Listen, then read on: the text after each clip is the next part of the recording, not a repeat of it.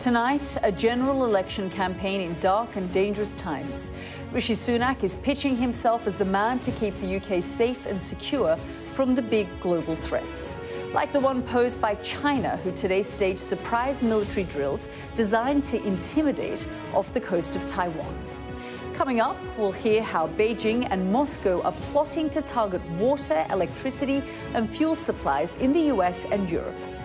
And as the West struggles to keep Israel in check, I'll speak to the brother of a hostage who's urging his government to go back to the negotiating table. How political parties deal with the two major wars in Ukraine and Gaza could be a deciding factor over the next 6 weeks. Tonight, we'll assess where the Conservatives and Labour stand with our international correspondent, John Sparks. Plus, find out why Palestinian chef Fadi Katan was unable to cook after the October 7th attack. He invited me into his kitchen. And snapshots from space and what they can tell us about how the universe is changing. That's all coming up on The World with me, Yalda Hakim.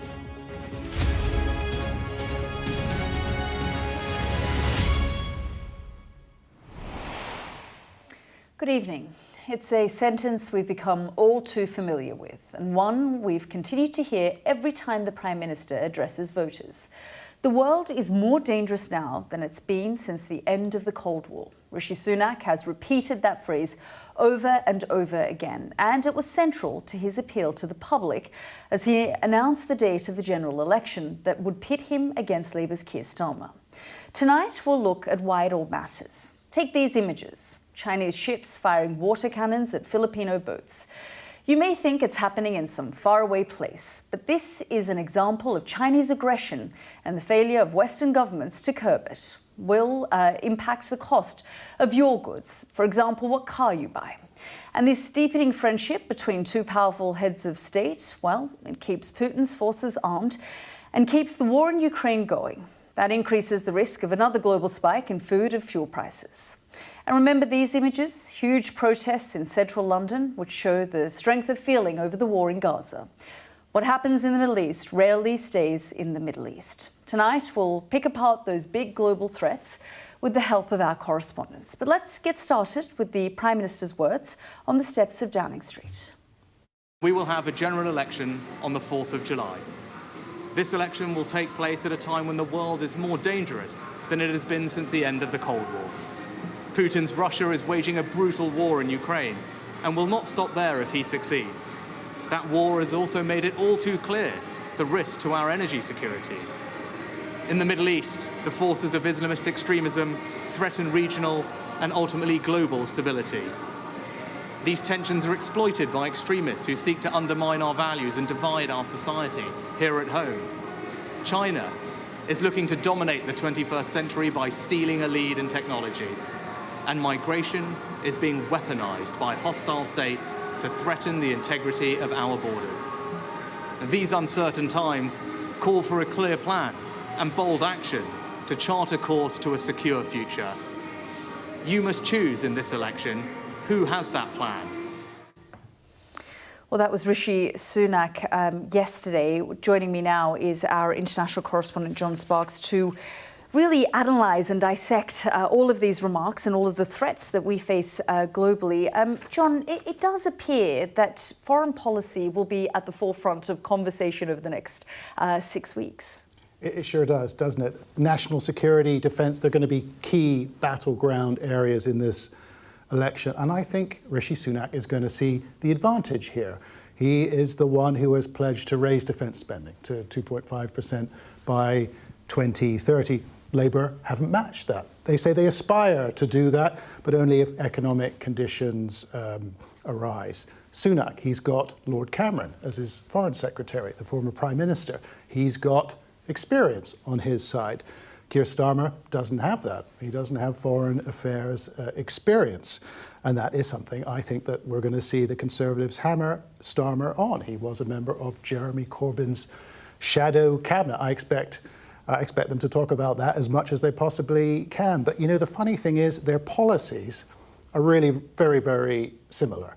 On Ukraine, for example, they both support Ukraine. It is a moral and financial obligation for both parties. On Europe, both parties have very little to say on Europe. If you take the fact that Brexit was probably the most impactful decision made during the last 14 years by a Conservative government, it is extraordinary that Brexit very rarely comes up. On China, for example, this economic colossus run by an authoritarian state, they both have a remarkably similar approach. So actually on foreign affairs, when it comes to policy, they're pretty intermeshed. Well, John, you just mentioned China, which is where we're going to start this evening's programme. Which, as we've said, China has been described by the government as an epoch-defining challenge. The thing is, the UK needs trade with China, so it has to balance commercial links while being alert to the possible security threats and its destabilising activities in East Asia. Today, Beijing launched unexpected military drills, simulating a full-scale attack on Taiwan for the first time. Our Asia correspondent Nicole Johnson can explain why. It's high stakes on the high seas of the Taiwan Strait. China has launched 2 days of military drills around the island. Its aim to pressure and punish Taiwan. China is accusing what it calls Taiwan's separatist forces of seeking independence. And for China, that is a red line. This is a powerful punishment for the separatist forces seeking Taiwan independence and a serious warning against interference and provocation by external forces. It is fully in line with international law and practice and completely justified and necessary. Taiwan has stepped up its military on high alert. Naval, air and ground forces at the ready. All officers and soldiers of the National Armed Forces are in full readiness, upholding the strong will to prepare for war, not to seek war, to respond to war, and not to back down from war. Let's give a warm welcome.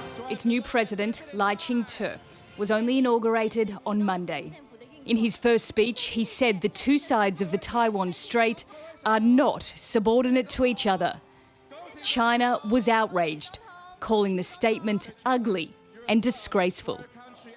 Now Taiwan's president, who visited a military base today, has a crisis on his hands. At this moment, the international community is paying close attention to democratic Taiwan, and in the face of external challenges and crises, we will continue the values of democracy and safeguard regional peace and stability. China's military released this map. Taiwan is encircled.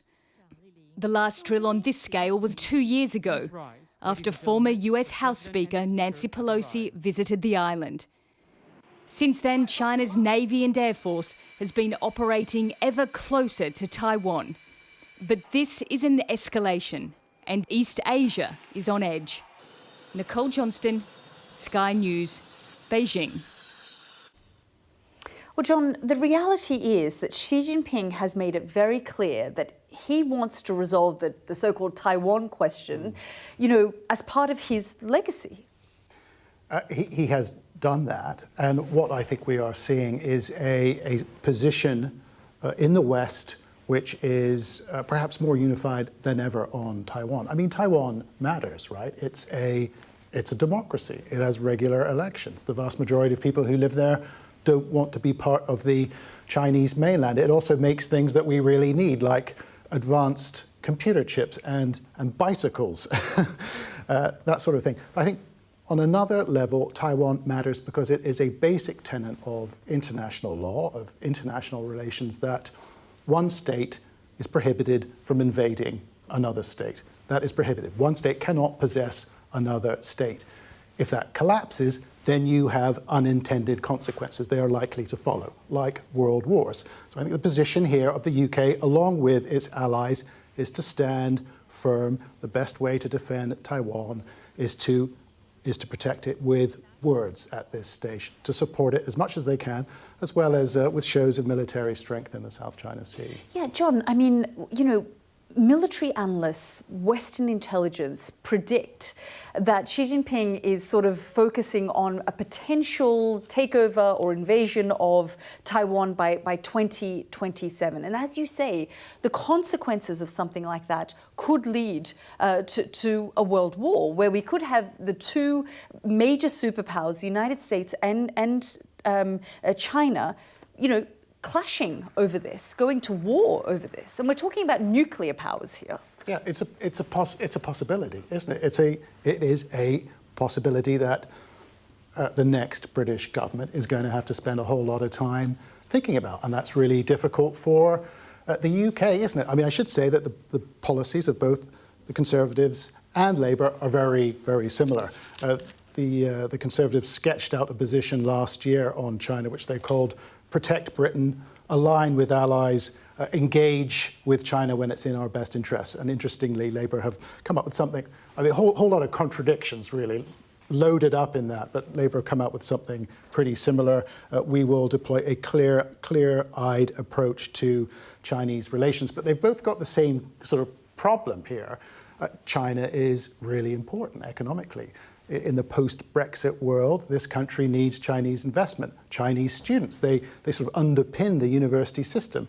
British companies want access to Chinese markets. But on the other hand, we know that Beijing-backed hackers got entry to the Electoral Commission. They got access to 40 million, the personal records of 40 million voters, and they were after the emails of MPs at Westminster who are critical of China. So this is a real challenge for the government. What do you do with China? You need them. You're also really worried about them. They're an opportunity and they're a threat, even a threat to world peace. It's a real challenge. Yeah, it is. And you know, the question around what to do with a problem like China is something that the United States debates and discusses and grapples with on a daily basis. Now, what's the one thing that a hostile state can do to paralyze the enemy? And it's not launching a nuclear attack. Well, here's a clue.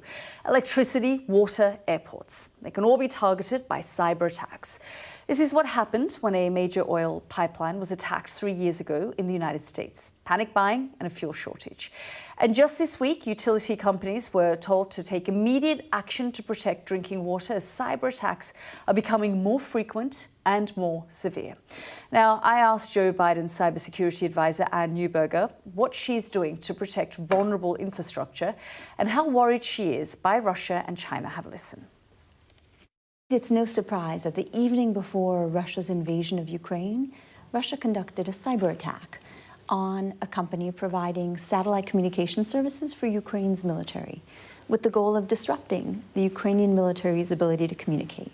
Well, at the same time, it impacted a broad set of windmills in Germany who use that same satellite to communicate, and several thousand French homes who were using, again, satellite communications.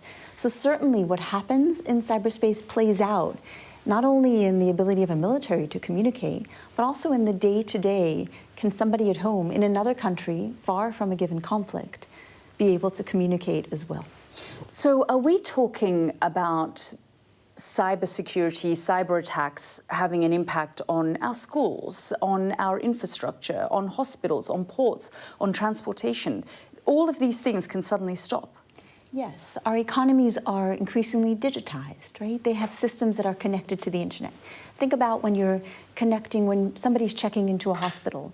They'd like that hospital to have access to their doctor's medical records. They want the pharmacy to know who they are if the hospital's sending in a prescription. All of that requires linked communications. A pipeline, maintaining the connectivity across the pipelines to know, was there a spill? Remotely monitoring that, potentially by drones, to look and say something unusual here and communicating that to headquarters to accelerate an emergency response team. All of that means that our critical infrastructure is connected to the internet, is connected to each other. Sometimes those connections, in many cases those connections, were made without building in adequate security. So there's a level of vulnerability across US, across UK infrastructure, which governments are racing to address, even as we see both criminals and countries exploiting those vulnerabilities for their purposes. How worried should people be about all of this? I mean, not necessarily panicked, but scared, because, I mean, most recently in January, for example, we saw deep fakes. This feels like a massive cyber weapon that's now being used, deep fakes, using Joe Biden, for example, or Taylor Swift. So first, there are things each person should be doing to make it riskier, costlier, and harder for cyber attacks to be successful. Things like keeping encrypted your most important personal data. Passwords are no longer effective, using multi-factor authentication, which is another factor to make and protect your data. And certainly on the company side, governments have been working with companies to put in place minimum cybersecurity measures at pipelines, at airports, to ensure that, for example, data is encrypted so that even if an attacker steals large swaths of medical data, it can't be used to blackmail broad swaths of the population, as we've seen in Scotland and Australia, because the data is encrypted. What would you say is the difference between China's approach versus Russia's approach when it comes to cyber? It's a really interesting question. For a long time, we saw China put a significant focus on espionage, notably spying to benefit Chinese companies in the strategic technology areas that were important to them, as well as for government purposes. Now we see China pre-positioning in critical infrastructure, particularly in the US and in some countries in the Indo-Pacific, we believe, in order to potentially disrupt that infrastructure in a time of crisis. So our soldiers, our sailors, our airmen deploy from the same ports and the same airports that our civilians do. So potentially disrupting those and the ability of that to move in a time of crisis, or to message a population to say, is this a conflict you want to get in the middle of? On the Russia side, Russia has a very sophisticated offensive cyber program, but we also see an increasing permissive environment for both hacktivists and criminals based in Russia that are conducting cyber attacks on critical infrastructure. And Anne, are you finding they're working together? I mean, we saw President Putin in China last week in Beijing. They promised all sorts of things economically and a friendship with no limits. Are they working together in this space? That's something we're watching for closely. I don't think we see yet closer collaboration on the offensive cyber side, but clearly the support that China is providing Russia in its war in Ukraine has been concerning, and that closer collaboration is something that we need to watch for. Let's talk about TikTok, because we're seeing this big debate in the United States where, we're currently seeing the US by law is forcing a divestiture and failing that, a potential ban. What sort of message do you have for Britain on this? We're a democracy, the US and the UK. And one of the most important things in a democracy is that free debate, people being able to get out different sets of facts and debate ideas on a given issue. We want that free debate. It's part of what makes a diverse society diverse. When we look at China, the Chinese government censors its domestic debate. It censors what its population can say online, what its population can debate online, and certainly the way the Chinese government and its views are viewed. So the idea that a platform with close ties to the Chinese government would be the primary source of information for, at least in the United States, the population from 18 to 35, or 18 to their low 30s, is of course a concern to us. That was Anne Neuberger, the US Deputy National Security Advisor on cyber, talking to me there. Something she also talked about was the relationship between China and Russia. And we're certainly starting to see this attempt by Russia and China to create a new world order, this friendship of no limits that we keep hearing them talk about. It's absolutely right. It's this world that we have grown up with, where the Americans are dominant, in control, set the rules along with their allies.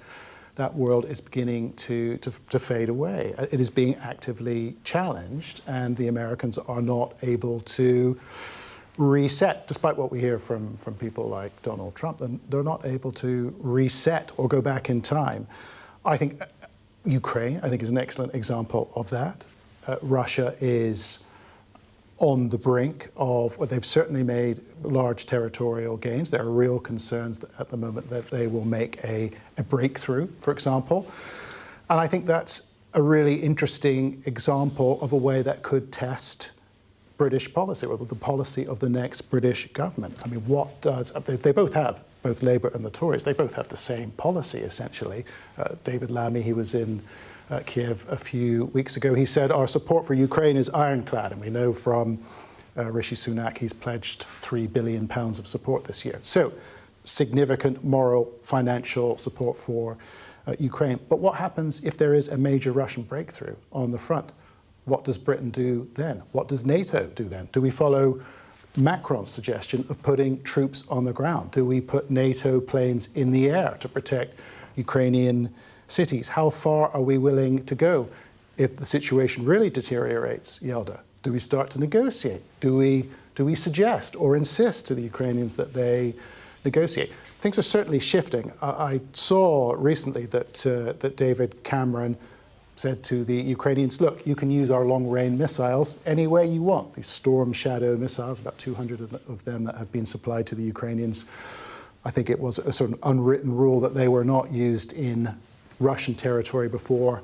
That's gone. And I think that's one of the really interesting tests for the next British government. How far are you willing to go to support Ukraine? Yeah, I mean, the tools that they have used, namely sanctions, as we've seen, haven't necessarily worked, not in the short term. And in the meantime, Russia has continued to strengthen alliances with Iran, with North Korea, with China, to help support and back its war effort in Ukraine. So we'll have to continue to watch and see how that conflict develops. We'll keep you right there, John, because we're going to get more analysis from you after the break. But do stay with me, because we'll be speaking about the impact of the war in Gaza in a moment, and we'll look at how the International Criminal Court's arrest warrants have been met with a mixed reaction from UK politicians. I've been also speaking to the United Nations Under-Secretary General on the ongoing push for women's rights in Afghanistan and the country's response to a host of natural disasters. Stay with us.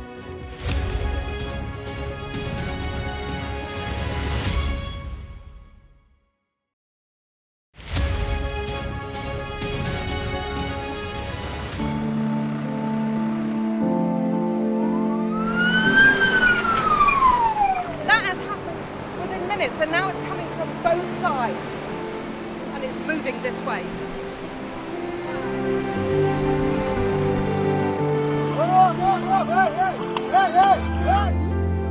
Only about half a mile from the Turkish coast, and it's evident that the boat seriously overcrowded. This is one of the most severe viruses in the world. I'm Alex Crawford, and I'm Sky's special correspondent based in Istanbul.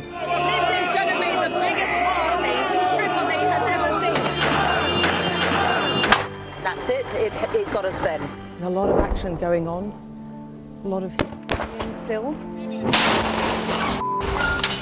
We aim to be the best and the most trusted place in news. Clearly not had very much to eat at all. A lot of them extremely thin and very frail. Look at her arms. I can put my entire hand round. This is the cocktail of drugs which the doctors at this hospital have been giving their coronavirus patients. Made for people who want clarity in an uncertain world. Mother Nature can be vicious, absolutely savage. The world's largest falls now down to a trickle in places. I can't imagine how much plastic is lying at the bottom of this huge lake. Whoa! Close and personal with her, aren't they? This is what makes the job so fantastic.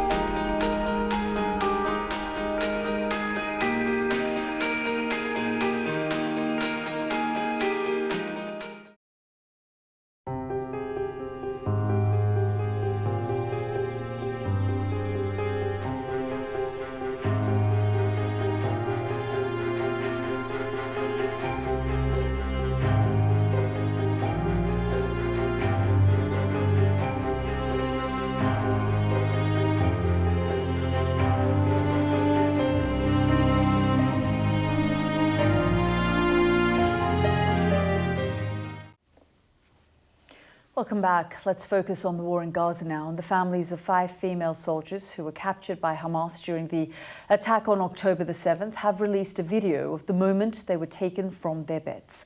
The footage has been shared in the hope it might increase pressure on Israeli Prime Minister Benjamin Netanyahu to secure the release of the hostages, and a warning that our Middle East correspondent Alistair Bunkle's report contains distressing images. It is around 9 a.m. at the Nahal Oz army base near Gaza on the morning of October the 7th. 5 young female soldiers are being lined up against the wall and their hands tied behind their backs. Many of their faces are covered in blood.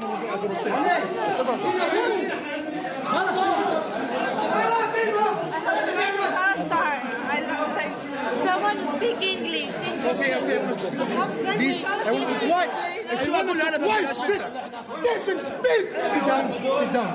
down. They are ordered to sit on the floor. One of the gunmen threatens to shoot them. The Israeli soldiers look dazed and frightened.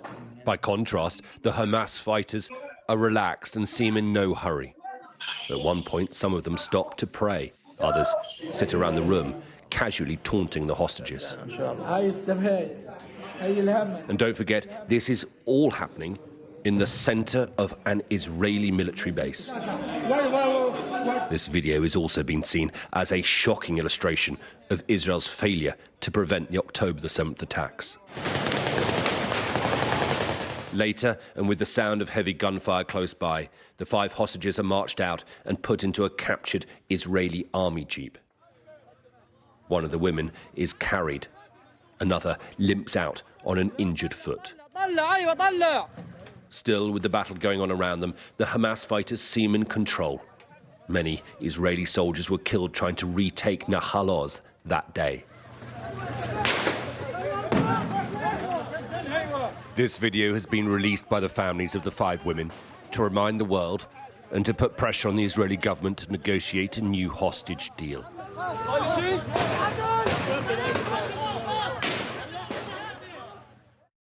And these are the faces of those 5 women: Liri Elbag, Karina Ariev, Agam Berger, Daniela Gilboa, and Nama Levy.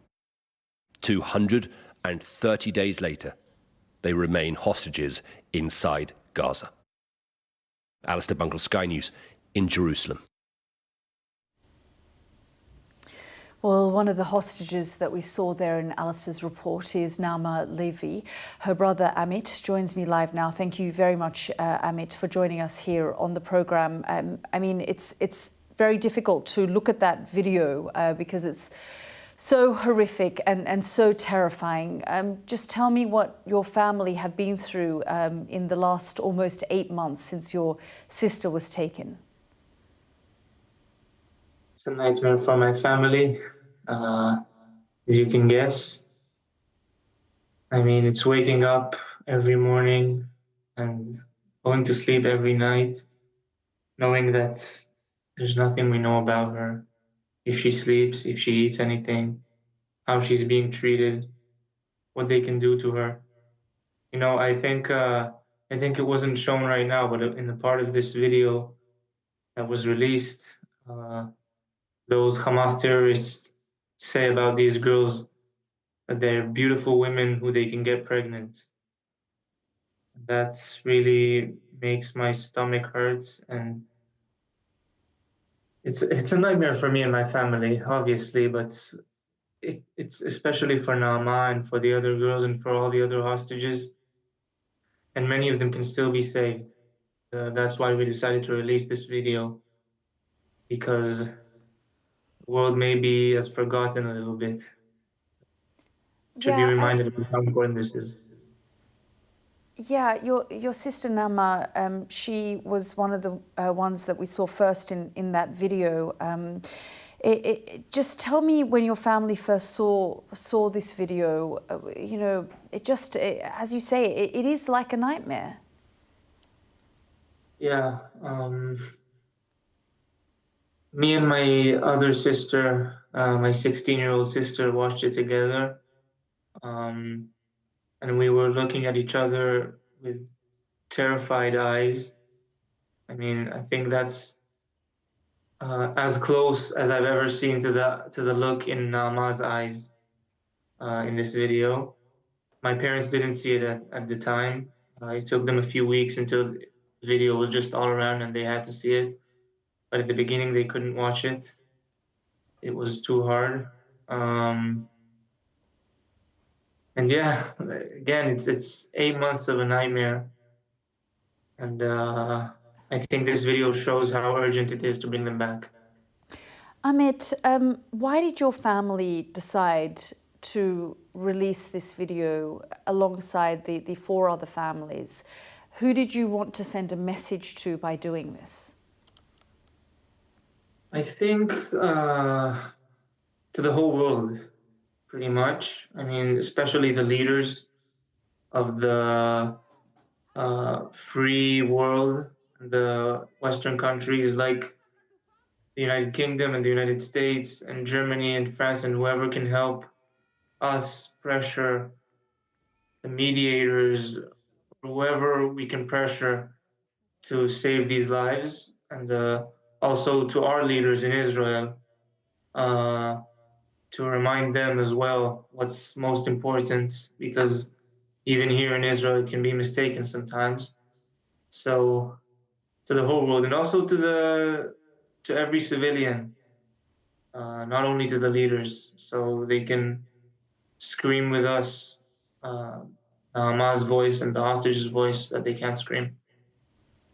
Amit, I know it's a difficult question, but have you had any kind of proof of life in the last few months? We have at the end of November, when there was the earlier deal. So there were released hostages that met Naama for a few hours just before they were released. They met her. They didn't get to know her too well, but they met her. They told us about her leg condition, which wasn't the best back in November. Because of the injury and the grenade thrown at her and her friends. And they told us how strong she is and her incredible energy. And that gave us a lot of air back then. But that was about 180 days ago. We don't know anything now. We are trying to stay optimistic. And we really, really believe, I believe with all my heart that she's still alive, and that she can still be saved. And I know it's Hamas's interest at the end of the day to keep her and the other hostages safe as much as they can because of what they can get from the deal. So we are optimistic about her being alive. But we know that every day it can change because of so many reasons. And we know that every day, at the end, we really believe she will return, but we hope she would still believe in life, believe in people, believe in peace, and would be in an okay place mentally, be able to recover when she comes back. Amit, we're grateful you've joined us. Thank you very much. Thank you for having me. That was Amit Levy there. Now, we heard a moment ago from, as we said, the brother of one of the hostages who's urging his government to negotiate to bring hostages home. Let's get a clearer idea about where the parties stand on backing Israel's war. The chief prosecutor of the International Criminal Court is seeking arrest warrants for Prime Minister Benjamin Netanyahu and the senior Hamas leaders. Let's hear Rishi Sunak's response to that first. Well, this is a deeply unhelpful development. Of course, it's still subject to a final decision, but it remains deeply unhelpful nonetheless. There is no moral equivalence between a democratic state exercising its lawful right to self-defense and the terrorist group Hamas. And it's wrong to conflate and as I said, equivocate between those two different entities. And what I'm very clear is that this will make absolutely no difference in getting a pause in the fighting, getting aid into the region, or indeed the hostages out. Rishi Sunak there, and this was the take of the man who's likely to be Foreign Secretary if Labour wins the election. Let's have a look at this. David Lammy said, Labour has been clear throughout this conflict that international law must be upheld, that the independence of international courts must be respected, and that all sides must be accountable for their actions. Well, let's bring in my colleague John Sparks to discuss these remarks. I mean, John, you've been covering this conflict since October 7. You've made several trips to Israel and spoken to people on all sides.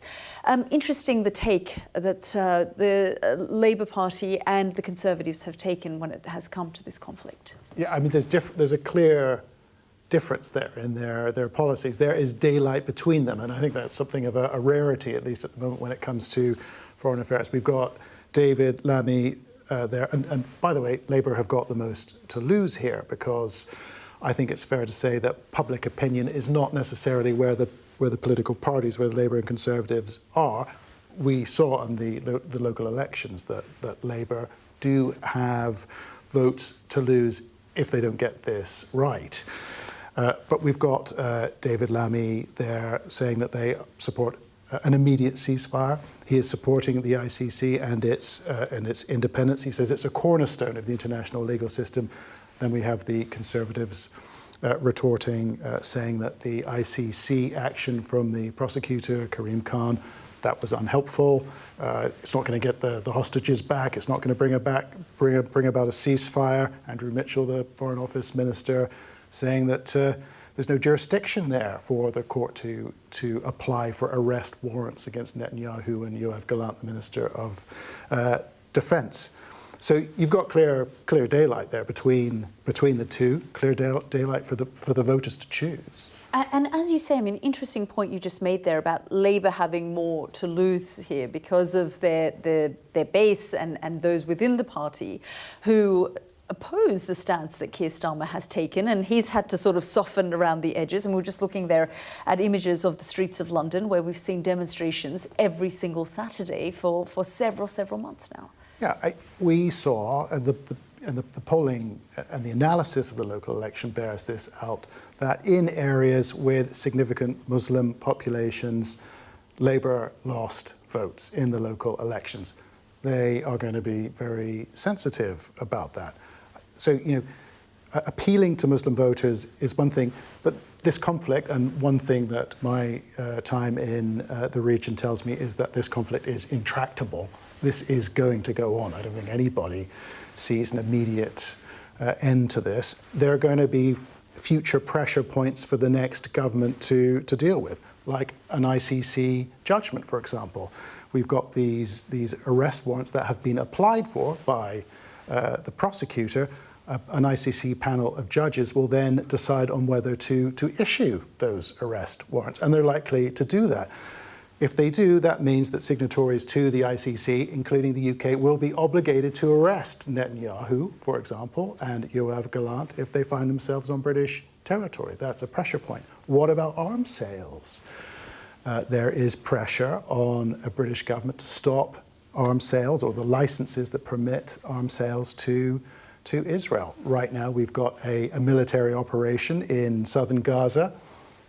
It was, we thought, a red line for Biden, a red line we thought for the British as well. Very uncomfortable about military operations in southern Gaza when you have so many civilians crowded in a very small area. What happens there? Would we see a future Labour government, for example, stop those weapon exports? John, we're really grateful for you joining us and giving us your analysis. Stay with us. We've got lots more coming up in the next edition of the programme. Stay with us.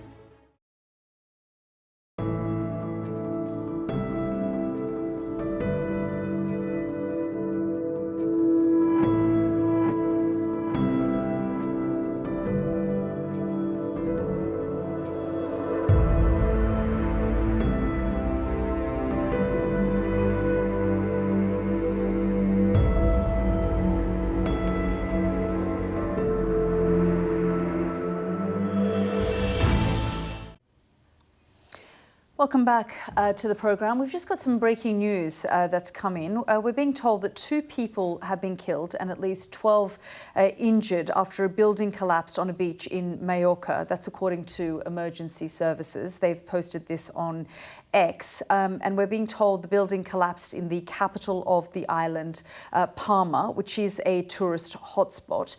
Spanish media are reporting the building affected is a restaurant. So we understand at this point that that building collapse has caused the death of at least 2 people and injured at least 12 others in the capital of the island, Palma. And that is a tourist hotspot, and we're being told that the building affected is a restaurant. We don't have any images as yet, and we're still waiting for more details to emerge, but that is some news that's just come in of a building collapse on the beach in Mallorca, which we understand has killed 2 people. As soon as we get some more information, we will be bringing that to you. Now let's turn to Afghanistan, where the majority of the population depend on agriculture to survive. The country has been hit by a series of flash floods in the past few weeks, and before that, a prolonged drought. Development aid has been slashed since the Taliban returned to power, and there has been growing condemnation of the regime's curbs on Afghan women. I've been speaking to the United Nations Under-Secretary General Jorge Mariara da Silva, who's just returned from the country. I asked him about the current situation for women wanting to work there. Have a listen. Afghanistan is one of the most fragile contexts in the world. It's even the most fragile context, probably with Somalia, Yemen and Sudan. But we are not able to enter into any kind of transaction to reduce the rights of women. And therefore, I made very clear when I met them, the Deputy Prime Minister from the DFA, also one Minister on Rural Rehabilitation and Development, that they must bring girls back to school, and they must allow women to have access to all the working opportunities and fulfill their dreams and their aspirations. But the Taliban have, for the last 2 years, continued to promise this and make all sorts of excuses, and for that not to be delivered is heartbreaking for these young women who their entire education and future remains at the mercy of the Taliban. I got very moved, Yalda. You know the reality much better than myself. For me, it was the first time that I went there. And I got very moved with 2 things. One is the courage. My colleagues, those 50 colleagues that were going to the office every day without being assured that they wouldn't be stopped in the way to the office, because it's forbidden to work at UN, but still they go every day to the office.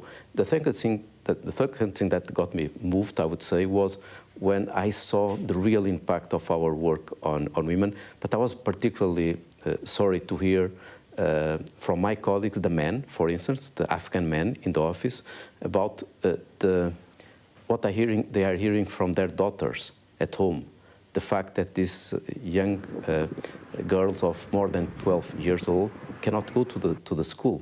So their future is being hijacked. So I think it's important that more people go to Afghanistan. The fact that UNOPS, which is the 5th largest UN agency that works on operations, infrastructure, project management, decided to stay and deliver, gives us more chances to speak bluntly and to say that it's in the interest of Afghanistan to have women working and girls going to the school. So it's not the international community, it's in the interest of the country. Of the Afghan people. And yet, when we see disasters like the earthquake that we saw in Afghanistan, or the floods most recently, women are also impacted in these things, and they need women to provide them support. They need female aid workers, according to the laws of the Taliban, to help them through. Yeah, that's what I explained. Without the women, it will be impossible to support the women, based on the culture and on the rules. Without women being at the cockpit, I would say, driving projects, providing support directly on the ground, we would not be able to support women, which would represent as a consequence that only one part of the development could be achieved. But there is another thing that is relevant. Until the Taliban regime fixes this, there will be no international support beyond basic needs. Because now what you have on the ground, Yalda, is UNOPS and other UN agencies. We are not supporting development. We are not building large infrastructure. We are just providing humanitarian aid, emergency support, but also support to basic human needs. So it's not long-term or even mid-term, it's just short-term. But again, we are no longer talking about the earthquakes. They were just in October, and it disappeared completely. So I think it's very important that while we stay and deliver in the crises that are most well known now, which is Gaza and Ukraine, it's very important to remain committed supporting the Afghan people, not the regime, but at the same time being very blunt and candid and courage when we meet the DFA and saying that let's bring girls back to the schools and women to the all working opportunities. That was UN Under-Secretary General Jorge Moreira da Silva speaking to me there about the situation in Afghanistan. Let's just return to that developing story we were just reporting on a moment ago, where a building has collapsed on the beach in Majorca, and we understand at least 2 people have been killed and it's injured at least 12 people. The building, we understand, that collapsed was a restaurant. That's according to the local media reports there. And as you can see from some of the images coming through, firefighters, emergency services have already arrived at the scene. And as we've been reporting, we understand 12 people so far have been left injured as a result of that building collapse, which we understand is a restaurant. And we know that there have been at least 2 people who have died. And you're looking at some of the first images that have come out of emergency workers, firefighters at the scene there in Palma, in Majorca.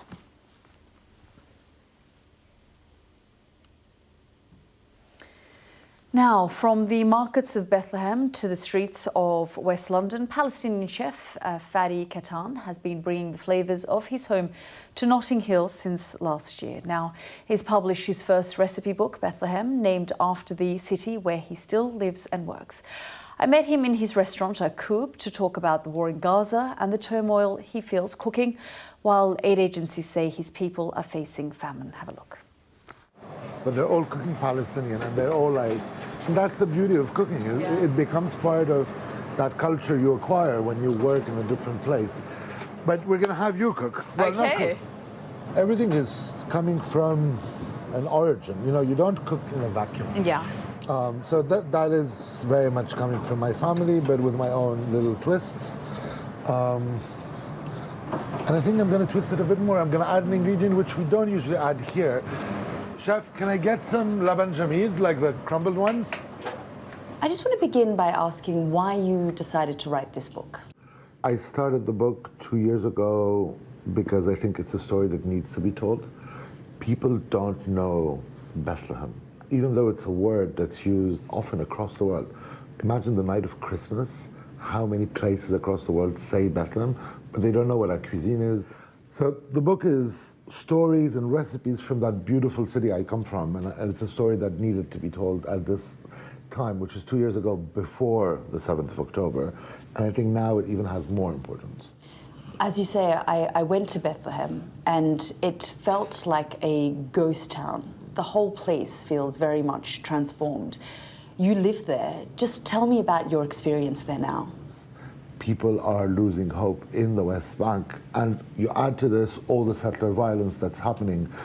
The lady who sells the herbs who's in the book, I call her the queen of herbs. She's been in the Bethlehem market for 45 years, and I went to see her. I was actually in the market that day, and she looked at me and said, you know, I've been here for 45 years. I've lived the first Intifada, the second Intifada, the Gulf War, and I've never lost hope. And right now, I'm scared. I'm scared that we're next. That after Gaza, the West Bank would be disappearing. And that's really the point. Our focus and attention has rightly been on the devastation in Gaza, the hunger that we're seeing, the death and destruction, the starvation that we're seeing. But people forget that the West Bank, for a long time, has also been a flashpoint. Just in 2023, 500 people were killed as a result of settler violence. Every day there's Palestinians killed in the West Bank by the Israeli army. Is it comparable to Gaza? Of course not, and justly so, you're right. It's the catastrophe in Gaza is something that we don't even have the tools to understand. I mean, it's worse than the Nakba. It's worse than 1948. The But what's happening in the West Bank is a constant, slow taking over of those lands and making people's lives impossible. Tell me what went through your mind after October 7, when you saw the news coming through and then trying to understand what was going on. I didn't understand. I couldn't understand violence. I don't understand violence in all directions. At the same time, I'm tired of people asking me to condemn specifically Hamas. I condemn every violence, whoever does violence. I have family in Gaza. Right now, I'm speaking to you, and my mind somewhere is always thinking of, will they make it? Will they survive? And the reality today, though, in a place like Gaza is starvation and famine. How difficult is it for you, for someone who food is part of your world, your love for cooking comes from childhood. It is a part of every Palestinian's life and their table, and you walk into their homes and the first thing they want to do is cook all sorts of food, feed you. So, Gaza, people are not starving, they're being starved. It's a man-made decision. There is famine in the north of Gaza. There is famine and disease in the south of Gaza. Being able to talk about food, to cook. The first few weeks after the 7th of October, I couldn't cook. I just couldn't get myself to cook because I was just imagining what was happening in Gaza. I was talking to people in Gaza, and when people tell me the only thing we have left is a pack of chickpeas and there's 10 of us at home. Can you really turn around and get a beautiful piece of meat and start cooking it? You can't. But then, the more I was seeing the general discourse of how dehumanized we were, that's the resolve I started getting more and more of, I'm going to go on cooking, I'm going to go on talking about food, because that is at least what I know how to do. And that's how I know how to represent Palestinian culture. How's that? That's beautiful. Am I a good sous chef? You are a very good sous chef. Well done. That was Fadi Katan talking to me there. Let's just leave you with these images now of the situation in Mallorca. As we've been reporting, we understand 2 people have died and 12 injured following a building collapse, which we are being told by local media there is a restaurant. Emergency workers are there at the moment. That's it from the team, and I, Dominique Waghorn, will be here with you on Monday. Good night.